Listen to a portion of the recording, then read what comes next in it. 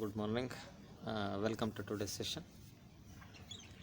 In the last weekend, we successfully completed our discussion from political science part, second chapter, that is understanding secularism.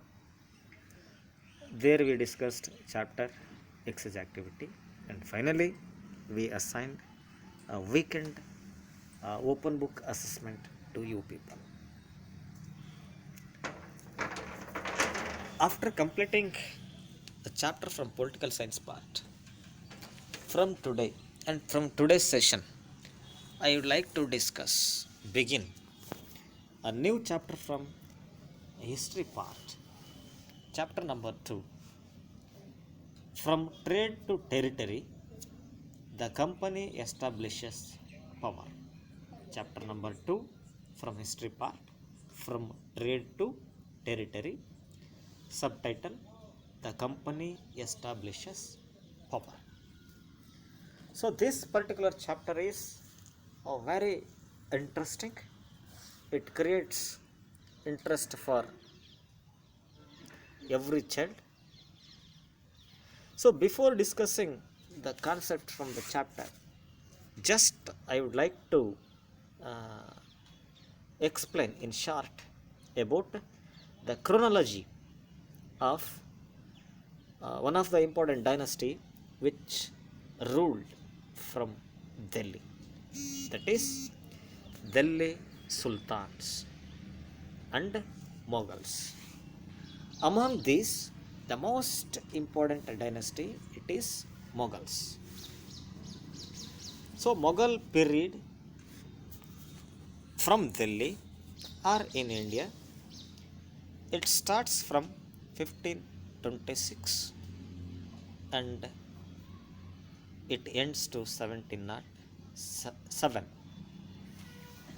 The important rulers, emperors, one who ruled under Mughal dynasty, they are Babur from 1526 to 1530, Humayun 1530 to 1540 and 1555 to 1556, Akbar 1556 to 1605, Jahangir 1605 to 1627, Shah Jahan 1627 to 1658, Aurangzeb 1658 to 1707. Now you may be thinking why I am explaining about Mughals. There is a connection of these rulers with the proposed chapter which we are going to discuss now. Let me start introduction.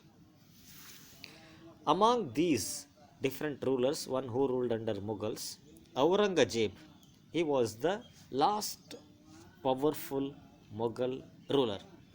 He was the last powerful ruler.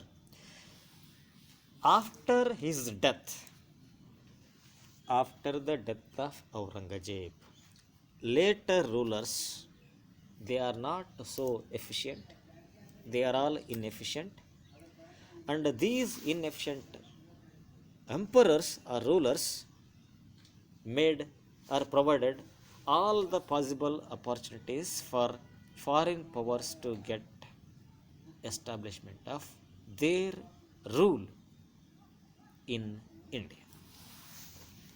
So Aurangzeb and his death in the year 1707 made many regional dominants, jamindars, to establish their own control over the different parts of India, and finally these made Delhi to remain no longer so effective and so powerful. By second half of 18th century,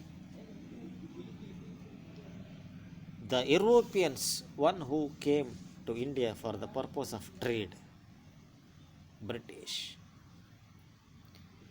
they emerged as most powerful in all the political horizon,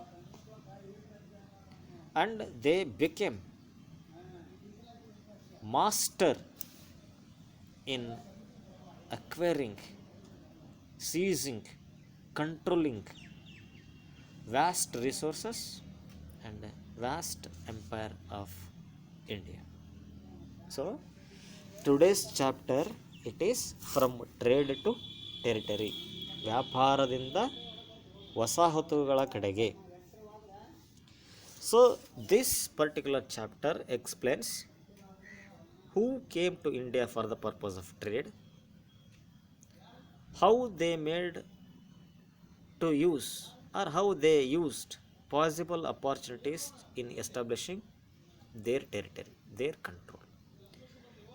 ವ್ಯಾಪಾರಕ್ಕಾಗಿ ಬಂದಂತಹ ವಿದೇಶಿಯರು ಭಾರತದಲ್ಲಿ ವ್ಯಾಪಾರ ಮಾಡ್ತಾ ಮಾಡ್ತಾ ಯಾವ ಪ್ರಕಾರದಲ್ಲಿ ತಮ್ಮದೇ ಆದಂತಹ ವಸಾಹತುಗಳನ್ನು, ಸಾಮ್ರಾಜ್ಯಗಳನ್ನು ಸ್ಥಾಪನೆ ಮಾಡಿದರು, ಇದಕ್ಕೆಲ್ಲ ಏನು ಕಾರಣ, ಯಾವ ಯಾವ ಅಂಶಗಳು ಅವರಿಗೆ ಸಹಾಯ ಮಾಡಿತು ಅನ್ನೋದನ್ನು ಈ ಪಾಠದಲ್ಲಿ ನಾವು ಚರ್ಚೆಯನ್ನು ಮಾಡ್ತೀವಿ. So from that is introduction, what we came to know, last ruler, last emperor of Mughal dynasty, that is Aurangzeb, and his death made possible, or it provided possible opportunities for many regional jamindars, dominant people, to establish their own powers in different parts of India. And even the inefficient rulers after the death of Aurangzeb, they provided all the opportunities to establish foreign powers in India. And these situation after 1707, it was used systematically in political horizon for acquiring, for gaining control, and for establishing their power in India. It is made possible by British. So about different means, methods, how they made possible efforts in establishing their power, empire in India, about that we will discuss in the next concept from the chapter. So let me stop today's session and let me end, and let us begin our discussion from the tomorrow's session. Until then, take care of yourself, stay at home, stay safe. Thank you and all.